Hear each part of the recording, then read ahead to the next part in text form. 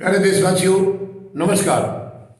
कल प्रधानमंत्री महोदय ने संसद में बयान दिया है और ये कहा है, हालांकि ये राष्ट्रपति के धन्यवाद प्रस्ताव पर बोल रहे थे वो, मगर वो आउट ऑफ कंटेक्स्ट जाने का तो उनका हमेशा से स्वभाव रहा है। जिन चीज़ों पर बोलना चाहिए उन पर नहीं बोलते हैं, इधर उधर की बातें ला करके ज़्यादा बोलना चाहते हैं। दूसरे को नीचा दिखाने का हमारे प्रधानमंत्री को बहुत ज़्यादा शौक है, जो कि दुखद है, ये बहुत गलत है। ये उन्होंने कल कहा है कि महामारी के दौरान कांग्रेस ने देश को नीचा दिखाया है। मैं कोई कांग्रेस का कोई कार्यकर्ता नहीं हूँ, कांग्रेस का कोई उनका हितैषी नहीं हूँ। मैं जो सच्चाई है वो कहूँगा। कांग्रेस ने नीचा नहीं दिखाया प्रधानमंत्री महोदय, कोरोना महामारी के दौरान आपने नीचा दिखाया है देश को। आपने, पहली बात तो महामारी आई आपकी वजह से थी। अगर आपने समय से एक्शन लिया होता तो महामारी देश में नहीं आनी थी, हमारे देश में नहीं आनी थी। 30 जनवरी 2020 को पहला केस वुहान सिटी से केरला में आया था और उसके बाद 3 फरवरी को 2 और केस आए। अगर आपने वहीं पर इंटरनेशनल जर्नी बंद कर दी होती तो ये एक भी केस आगे नहीं बढ़ना था, मगर आप क्यों करेंगे? आप तो कलाकार हैं और आप केवल दूसरे को नीचा दिखाना जानते हैं। प्रधानमंत्री महोदय, महामारी के दौरान आपने कुछ नहीं किया। जो लॉकडाउन लगाया था बिना सोचे समझे लगाया था आपने। जो हमारे भाई जो दूसरे राज्यों में काम करने जाते हैं उनकी क्या हालत हुई है। आप रात 8 बजे आकर के आप लॉकडाउन लगा रहे हैं और 12 बजे से लागू कर रहे हैं। कहाँ जाएंगे वो? सब कुछ बंद हो गया, वो क्या खाएंगे? इसलिए जितने भी हमारे श्रमिक भाई थे या और दूसरे जो एम्प्लॉय थे, उन्होंने ये कहा है कि शायद कोरोना हमें माफ़ कर सकता है लेकिन भूख माफ़ नहीं करेगी। इसलिए वो अपने घरों के लिए जो भी साधन मिला उससे निकल लिए, पैदल निकल लिए, साइकिलों से निकल लिए। प्रधानमंत्री महोदय, तब बदनाम नहीं हुआ देश? आप किस तरीके से टैकलिंग कर रहे थे सिचुएशन की, क्या देश बदनाम नहीं हुआ? और उसके बाद आपने पहली लहर के बाद कोई प्रिकॉशन नहीं लिया, ना कोई हॉस्पिटल बनाए, ना अपना ऑक्सीजन प्लांट लगाए। दूसरी महामारी में क्या हाल हुआ है, क्या उससे देश बदनाम नहीं हुआ? दूसरी महामारी में लाशों के लाइन लगी हुई थी शमशान घाटों में, नंबर नहीं आ रहा था कई कई घंटे तक, क्या उससे देश बदनाम नहीं हुआ? प्रधानमंत्री महोदय, ऑक्सीजन की कमी की वजह से कितने हमारे अपने बिछड़ गए, कितने हमारे अपने हमारे से विदा हो गए, क्या तब देश बदनाम नहीं हुआ?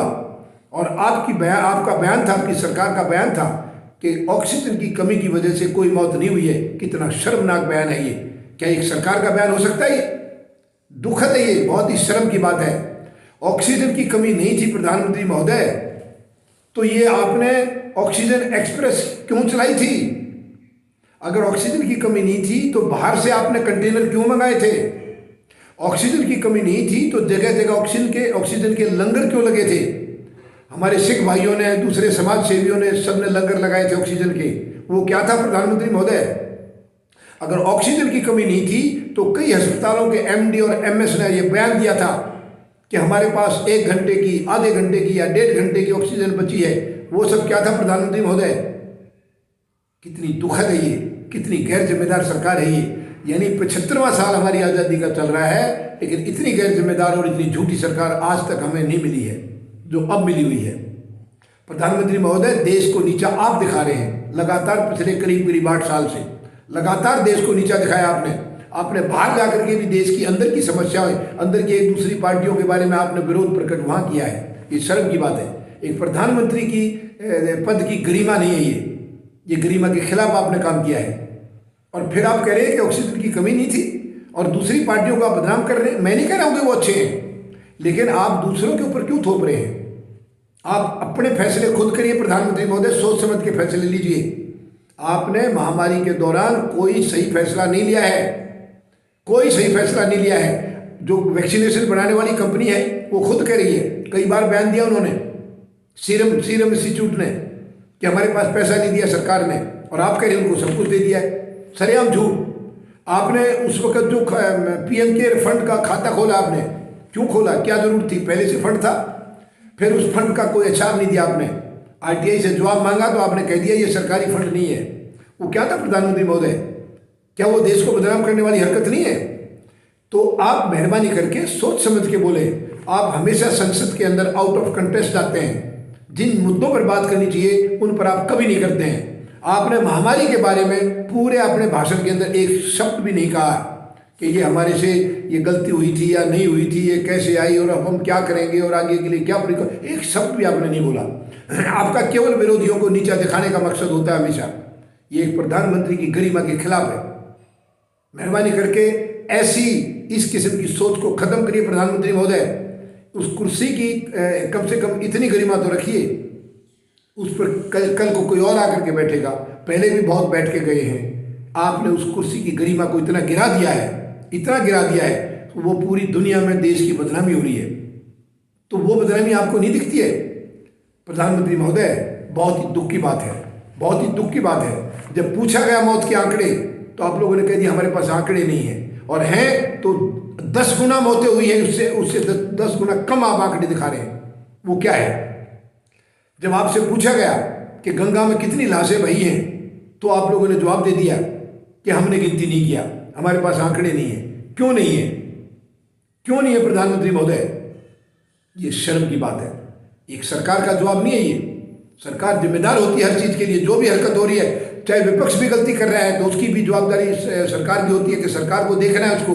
उसने गलत बोला तो क्यों बोला, क्या हालात थे, क्या कारण थे, ये सब आपका फर्ज होता है।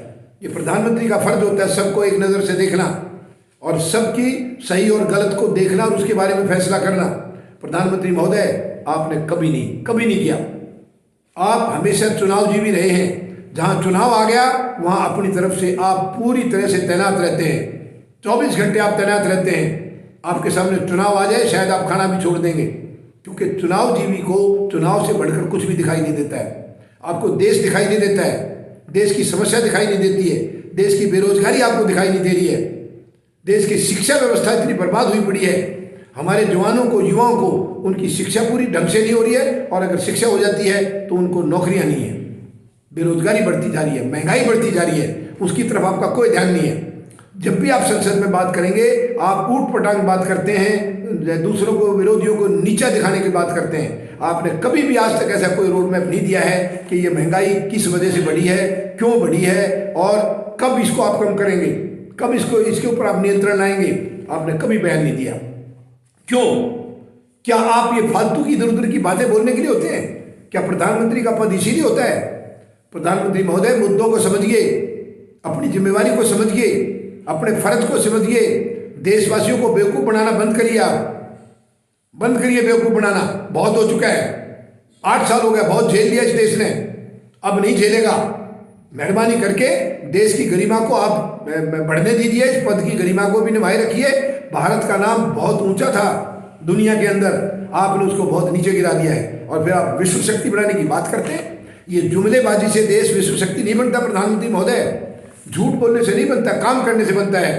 काम करने के लिए आपकी कोई सोच है ही नहीं, कोई सोच नहीं है। आपकी पूरी पार्टी का यही है, आरएसएस का जो एजेंडा है उसको लेकर के आप आगे बढ़ते हैं। आरएसएस का एजेंडा कभी देश हित में हुआ ही नहीं है। आज़ादी के टाइम में आप लोगों का क्या योगदान था पूरा देश जानता है, पूरी दुनिया जानती है, और वही एजेंडा आप आज भी लागू कर रहे हैं। वही आरएसएस का एजेंडा आज भी आप देश पर थोपे हुए हैं।